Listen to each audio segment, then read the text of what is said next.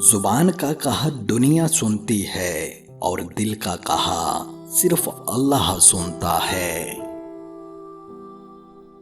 بہترین وقت وہ ہے جس میں بدترین لوگ سامنے آ جائیں۔ عورت کی لمبی زبان کا شکوہ تو ہر مرد کرتا ہے، لیکن پھر بھی کوئی گونگی لڑکی سے شادی کو تیار نہیں ہوتا۔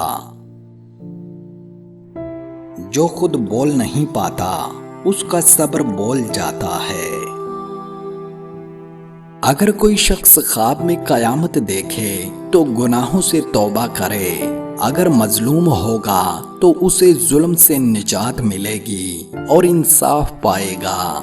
اگر قیامت میں حساب دیتا دیکھیں تو تنگ دستی کی علامت ہے، نقصان اٹھائے گا۔ انسان کو چاہیے کہ گناہوں سے توبہ کرے اور استغفار کثرت سے کرے۔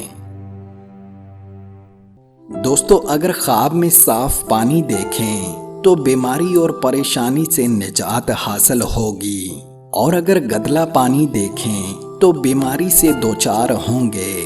اگر آپ خواب میں پانی میں نہاتا دیکھیں تو اگر آپ بیمار ہیں تو شفا ملے گی، اور اگر تندرست دیکھیں تو کامیابی حاصل ہوگی۔